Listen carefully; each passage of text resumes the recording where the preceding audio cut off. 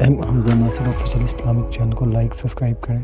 ہم شروع سے یہ بات کہتے آئے ہیں کہ ہم اہل بیت کے در کے بھی غلام ہیں، حضور کے صحابہ کے بھی نوکر ہیں، اور ان کے مابین کوئی منافات بھی نہیں ہے۔ حضور کے سینہ نور سے، مشکات نبوت سے پھوٹنے والی یہ دونوں کرنیں، دونوں کے لیے ہمارے دل میں کشادگی ہونی چاہیے، اور ان کی محبت دین ہے، ان کی محبت جو ہے وہ ہمارا ایمان ہے۔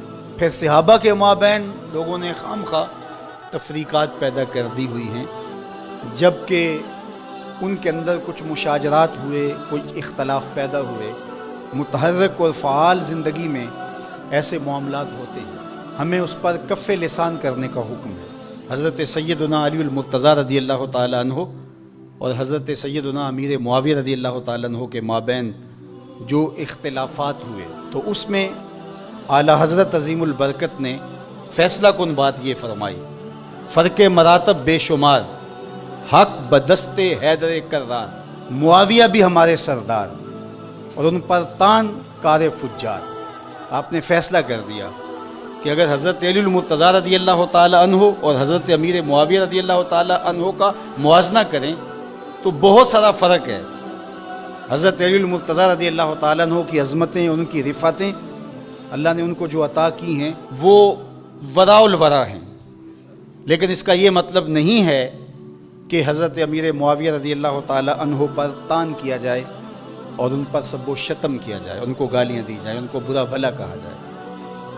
یہ فجار کا کام ہے، برے لوگوں کا کام ہے۔ تو یہ کلچر کہ حضرت امیر معاویہ رضی اللہ تعالیٰ عنہ پر تان و تشنیع حضرت سیدنا علی المرتضیٰ رضی اللہ تعالیٰ عنہ کی محبت قرار پائے، ایسا نہیں ہے۔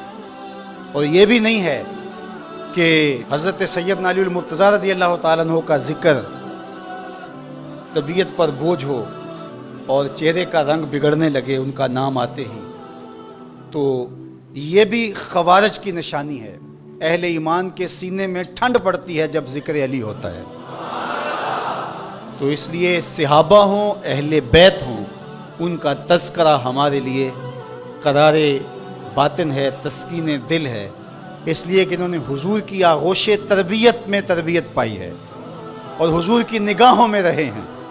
سیدنا علی المرتضیٰ رضی اللہ تعالیٰ عنہ تو وراء الورا، حضور کی صاحبزادی ان کے نکاح میں حضور نے انہیں اپنا اخی، اپنا بھائی کہا، لیکن حضرت امیر معاویہ رضی اللہ تعالیٰ عنہ بھی تو کاتب وحی رہے ہیں اور حضور نے ان کے لیے بھی علم اور حلم کی دعائیں کی ہیں۔